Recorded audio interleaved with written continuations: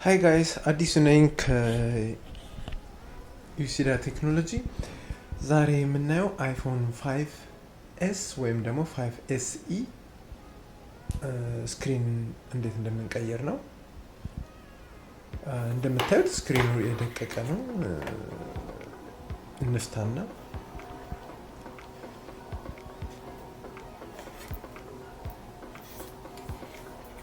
ብዙ ጊዜ መፍቻዎቹ ከስክሪን አዲስ ስትገዙ አንድ ላይ ይመጣል። አንድ ላይ መግዛት አይጠበቅባችሁ። መርፌ በዚህ ቀዳዳ ውስጥ መርፌ በብሎኖቹ ቀዳዳ ውስጥ ከትቼ ስክሪኑ ላይ ያለውን የብሎን ማሰሪያውን ብረት በመግፋት እንደዚህ ፍልቅቅ ማድረግ እችላለሁ።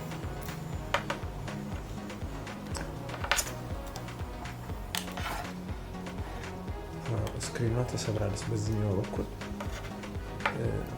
እሷንም ፍልቃረግና ስትከፍቱ መጠንቀቅ ያለባችሁ ሆም በተን ወይም ደግሞ አሻራው ገመድ አለው። ብዙ ሰዎች ይበጥሱትና አሻራ እንዲላቸዋል። ሌላ ሆም በተን ይገጠምለታል፣ ግን አሻራ አይሰራም። ስለዚህ እሷን እንዳትበጥሷት መጠንቀቅ አለባችሁ። እችን ብረት በመርፌ ነቀል አድርጌ እዛው ማግኔት ላይ ማስያዝ ትችላላችሁ። ልክ እንደዚህ ፍልቅቅ እንደዚህ ሴፍሊ ሪሙቭ እናደርግና የቀረውን ደግሞ ብሎኑን መፍታት ነው። ኦሬዲ እንደዚህ አይነት ቪዲዮዎች አሉ። የሲክስ ምናምን ማየት ትችላላችሁ። እዚህ ጋር ሊንኩንም አስቀምጥላችኋለሁ። ሁሌ የምናገረው ባትሪውን መጀመሪያ ባትሪ ማላቀቅ ነው። ዲስቻርጅ ምናምን እንዳይኖረው ሁሌ ባትሪ መጀመሪያ ሪሙቭ ማድረግ አለባችሁ። ብሎኖቹን የምትፈቷቸውን ቦታ ማስቀመጥ አለባችሁ። ለምን አጭር ብሎን ረጅም ብሎን ስላለ ተሳስታችሁ ሌላ ቦታ ካሰራችሁት ብዙ አይነት ችግር ይፈጥርባችኋል። በተለይ ይሄ ሎንግ ስክሩ ዳሜጅ የሚባል እንትን አለ።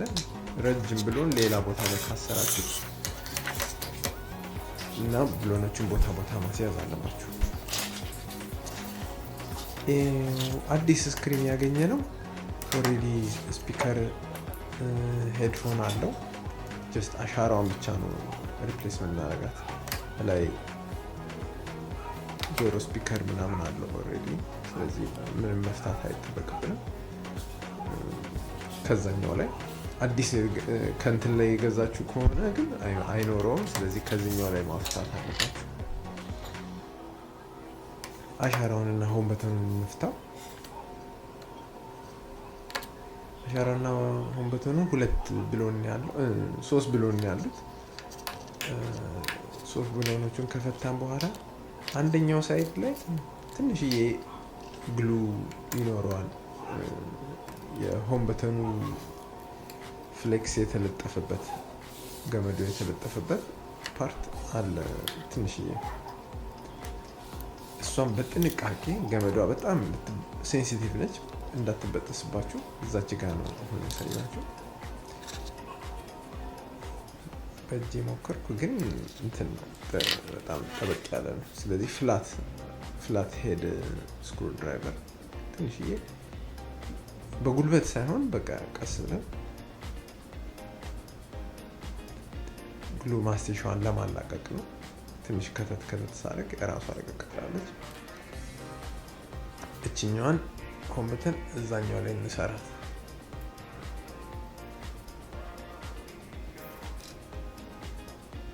ሴም ፕሮሲጀር ነው እንደነቀል ነው። እዛኛው ላይ እናስቀምጥና ብሎን አሁንም ቦታ አዚዛችሁ ማወቅ አለባችሁ የትኛው ብሎን የት ጋር እንደፈታችሁት። አለዚያ እዚህ ጋር አሁን ረጅም ብሎን ባስር በስክሪኑ በኩል ክብ ምልክት ይቆርጥብኛል። አንዳንዴ ስክሪኑ ሊሰብርባችሁ ይችላል። ስለዚህ ብሎናችሁን እርግጠኛ ሆኑ።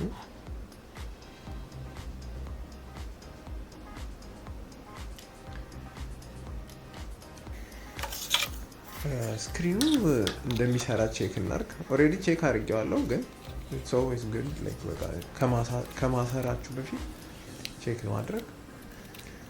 ስክሪኗን ስትሰኳት ቀጭ የምትል ድምፅ እስከምትሰሙ ድረስ ሶስቱም ኬብሎች የስክሪን የተች እና የሄድፎን ወይም ሴንሰር ኬብሎቹ መሰካት። ከዛ ባትሪው መጨረሻ ላይ ስክሪኑ እየሰራ ነው።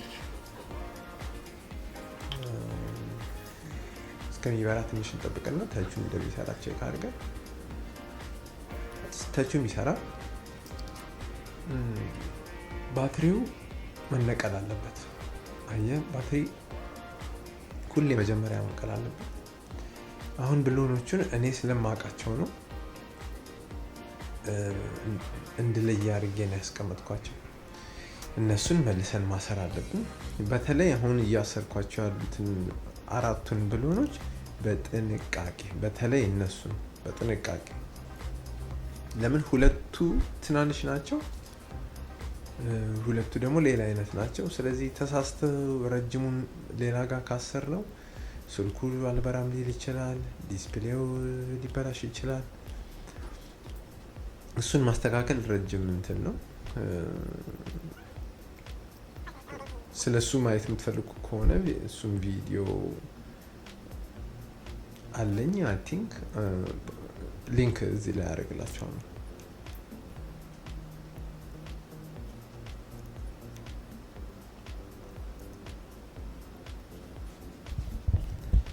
አይ ሆፕ ድምጼ በደንብ የሚሰማ ይመስለኛል።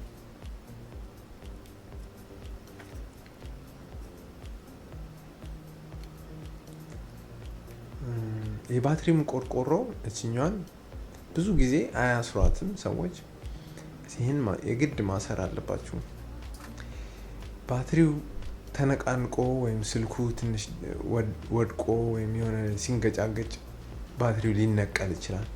ይሄ ባትሪ መነቀል መሰካት ስልኩ ሌላ ችግር እንዲኖረው የሃርድ ዲስክ ችግር እንዲኖረው ያደርጋል።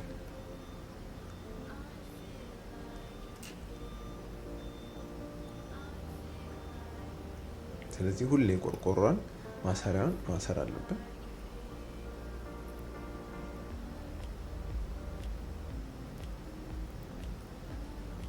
ባትሪው እንዳይነቀል የሚያግዝ ብረት ነች።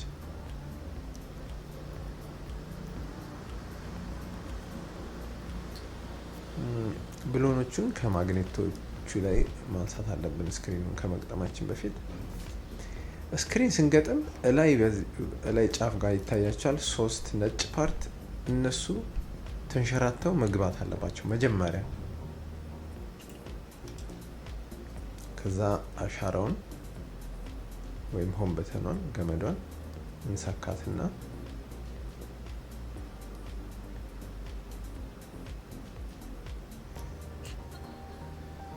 የአሻራ ገመዷን መሰኪያዋን ብረት መልሰን ሎክ እናረጋታለን።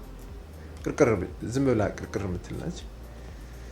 ከዛ በቃ ስክሪኑን ገፋ ገፋ ስታደርጉት ራሱ ደቅ እያለ ይገባል። የሆነ ድምጽ አለ፣ የሆነ እንደ መግባቱን የሚያሳይ። ስልኩ ጫፉ እንዳልተጠመመ ማየት አለባችሁ፣ አለዚያ ስክሪኑ አይገባላችሁ። ስለዚህ እሱን ቼክ ማድረግ አለባችሁ። በቃ ጨረሰን። ብሎን መልሰን እናስራለን። ይህ እንደዚህ ነው የምንቀይረው። የአይፎን 5s ወይም ደግሞ SE ቀላል ነው። ብዙ ጊዜ ሪኮሜንድ ማድረገው ከሌላ ስልክ ላይ ስክሪን ነው።